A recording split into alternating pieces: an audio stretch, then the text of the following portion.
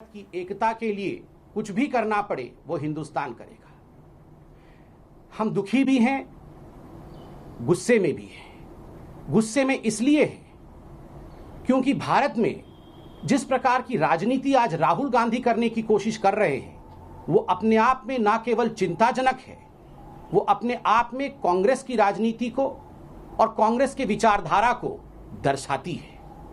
राहुल गांधी जी, आप न केवल अपरिपक्व तरीके से व्यवहार कर रहे हैं, आप गैर जिम्मेदाराना तरीके से भी व्यवहार कर रहे हैं।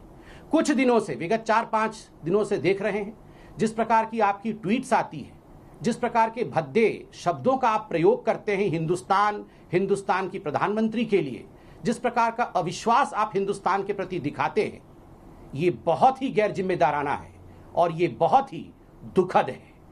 राहुल जी, कल आपने एक ट्वीट किया था जिसमें आपने बाइट भी दिया था और कहा था कि प्रधानमंत्री छुपे हुए हैं और आप डरिए मत।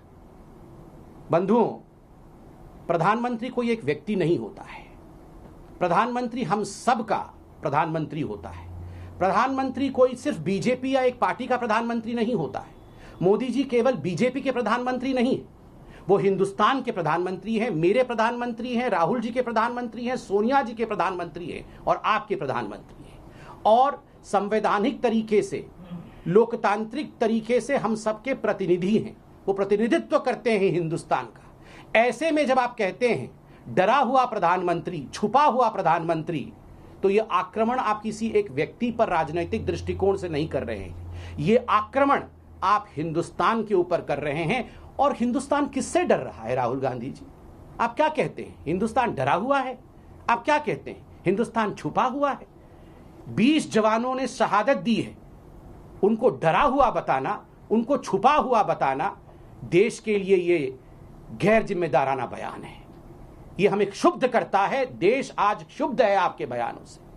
और आज पुनः आपने एक इर्रेस्पॉन्सिबल ट्वीट किया है।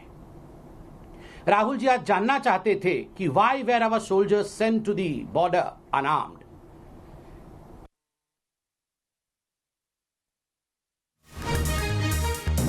तो संबित पात्रा को आप सुन रहे थे। राहुल गांधी के सवालों के जवाब संबित पात्रा दे रहे हैं।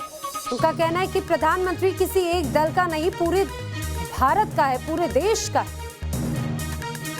इस प्रकार के अतथ्यों और भ्रामक चीजों को मत फैलाएं।